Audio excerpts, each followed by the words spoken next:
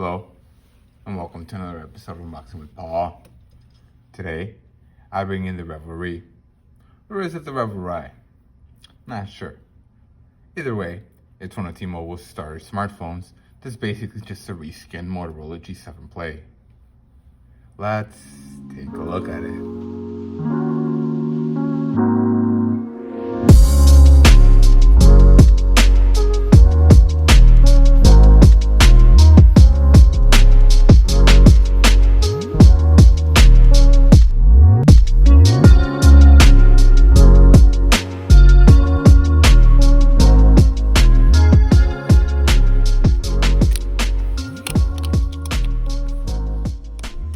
Released in July of 2019, this phone must either be available in large quantities or it has H12 for an Android, which is very rare. The reason I say this is because this phone is still being offered at major retailers, which almost never happens with Androids. Let's go ahead and put the phone aside and analyze the contents of the box. Just looking at the box itself, it screams T-Mobile with their magenta motif, along with their glossy logo, front and center.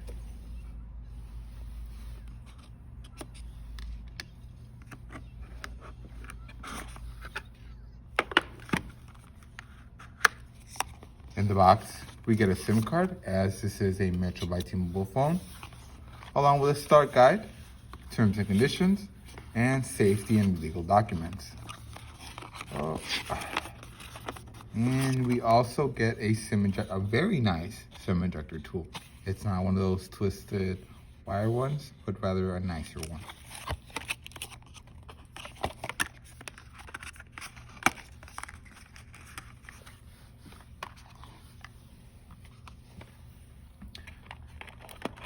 In the box, we also get a charger, which is a 10-watt charger. So it's okay. It's not slow. It's a little on the slow side. What am I getting? And we also get a USB to Type-C charger, which is nice.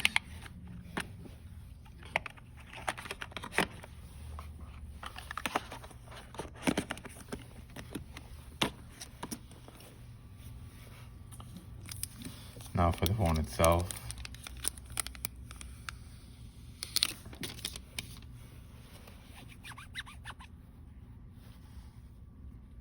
It's a very nice looking phone. In the back, we got a textured rear. You guys can see, it's very cool. If you guys can hear that. Definitely a textured back. That is really good at keeping fingerprints at bay and helping ward off smudges. Along with that, we also get some very aggressive T-Mobile branding with a fingerprint scanner and a single lens 13 megapixel camera. On the left side of this, we get a SIM and SD card tray. On the very top, we get our pinhole microphone and a headphone jack, which is nice to have. And on the right side, we get our volume rocker, along with our textured and colored power button. I cannot overstate how much of a fan I am with this power button because, again, not only is it magenta to keep in with T-Mobile's motif, but it is also textured, which is nice because it helps with visually impaired people and it helps with people with other disabilities, because it's just very easy to find and very easy to differentiate. At the very bottom, we seem to get another pinhole microphone, along with the beautiful USB-C port that is used for both charging and data transfer. This phone is on the smaller side, as it is rocking a 5.7-inch screen, coming in at 720 by 1520 resolution. And it puts it on par with the likes of the Galaxy A01, the Aristo 5, and the T-Mobile Revvlry, which are all 2020 phones that have recently been released.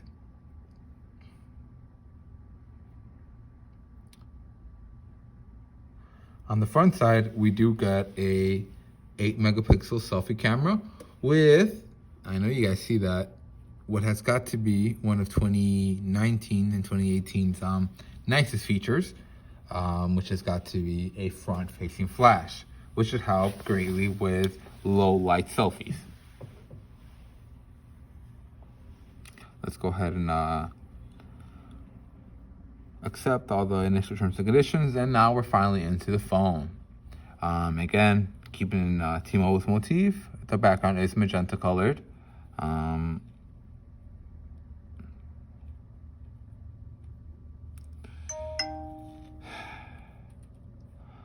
I see that they have gotten rid of the Motorola branding. So T-Mobile has adjusted this to include a lot of bloatware that we could have all done with. Honestly, we could have all done without. They really did get rid of. Yeah, that unfortunately means that the karate chop flashlight is not. It's not present in this phone. Neither is 3 fingerprint screenshot. I'm a little sad. Can you move this around? You cannot move that around. Let me see. Yeah, this is just like the Revvlry 4.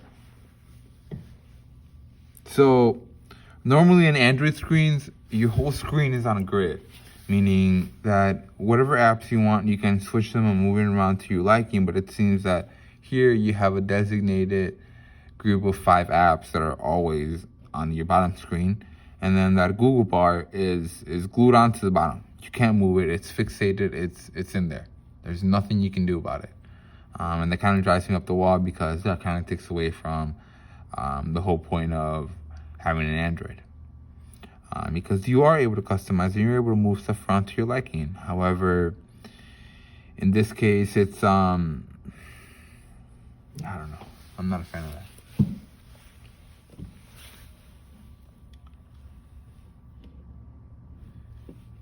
Unfortunately, as this is a 2019 phone, it does ship with Android 9.0 Pie. This is a signal of. Unfortunately, since this is a 2019 phone, it does ship with Android 9.0 Pie. Thankfully, don't worry, as we do have the option to upgrade to Android 10.0. More on that later. Thankfully, on this phone, we do manage to get 32 gigabytes of storage with 3 gigabytes of RAM, all paired to a Snapdragon 632 octa-core processor, which has 8 cores, all clocked in at 1.8 gigahertz. And so that I don't forget about it, we do happen to have a 3000 milliamp hour battery. So as far as video quality goes on YouTube, I'm not gonna lie to you, it does look to be a little bit on the fuzzy side, as this is a nicer, higher quality video.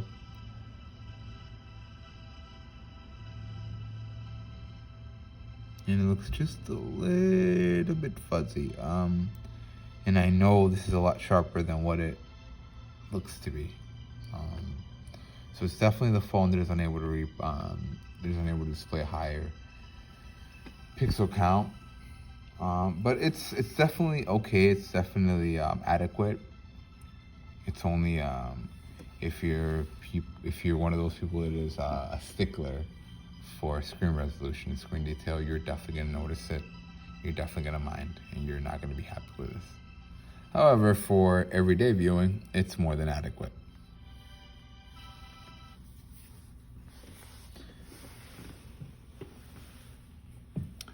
Let's go ahead and try out that beautiful camera, and let's see how well it does. So, okay, this is just, this is a video function. Let's just take a picture. Okay. Now closer up. Okay, and I'll try to take one further out of the way. And then now for a little bit of camera action. Ooh, that's actually, it looks better than it has any right to on the selfie camera. Anyway, oh yeah, that. So now for the pictures we took. This is that little bottle of tahini that we took a picture of. It's okay, it's adequate. Looks a little bit soft as you begin to zoom in, but definitely gets the job done. For a 2019 phone that is this cheap, you cannot complain. And this is another picture of it on the close-up. This looks relatively well. It's still sharp enough for you to be able to see the text. And this is a picture, and of course, come on, how to rotate for me. I mean, it's not amazing, but it's pretty good. That's a solid picture. Any picture with good lighting, any camera with good lighting will do well.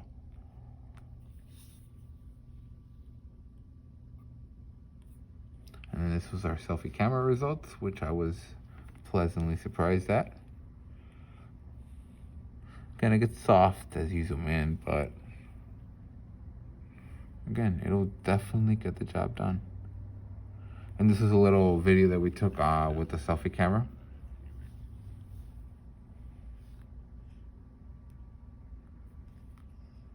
Selfie camera on a phone in this price range. Yep, it's pretty good. That definitely looks a lot better than it has any right to.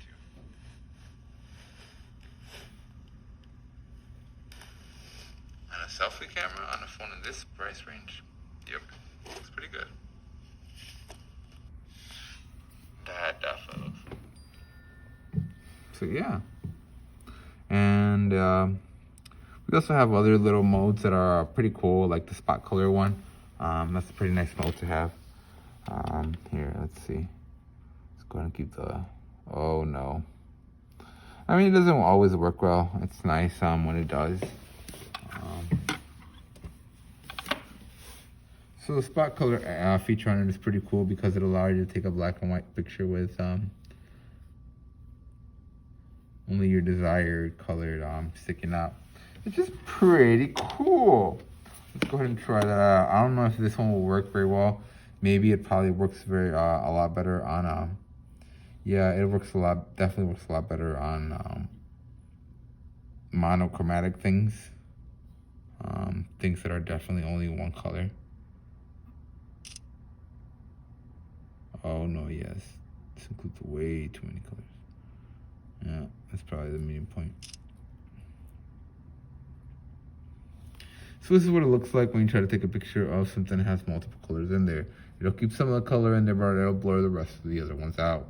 Which is not bad, as the cap on this is actually white. You know, so red, white, and green, the only color we actually missed out on was green, which isn't bad.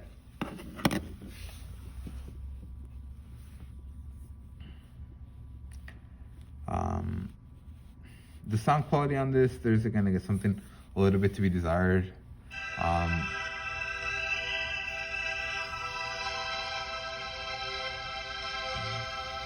As there's only sound coming out of only one speaker, which is this one right here. There's no other speakers anywhere else in this phone. The reason for that being is because this phone is supposed to be splash resistant by Motorola. It is rated again to be splash resistant by Motorola. However, I'm not so sure how much I would trust that, as there is no official IP rating. And if you're serious about your waterproofing methods, then you wouldn't have a problem going with and getting an IP certification to get an IP rating on your device. That's all I'm going to say about that.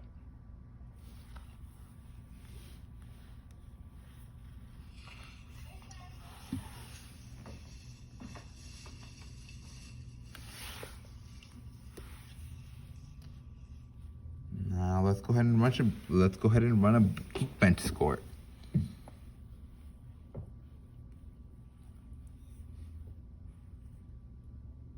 So this might take a while, but I'll let you guys know about the results shortly.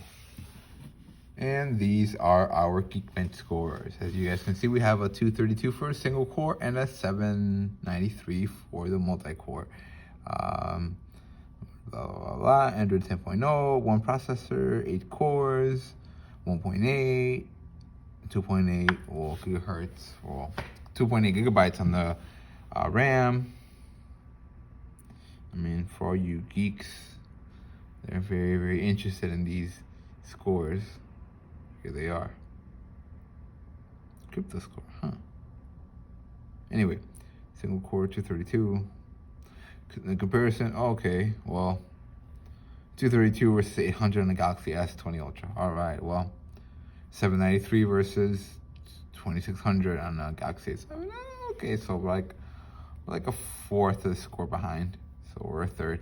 Sorry, a third. Definitely a third. I forgot how to do math for a second there. Okay.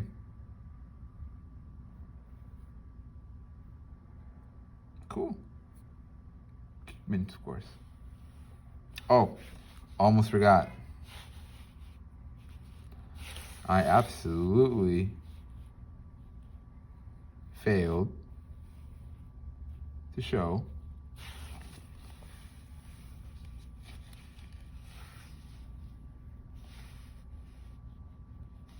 that front-facing flash.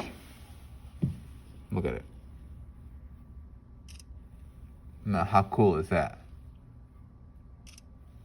You get a light to help you take pictures in very, very low light situations,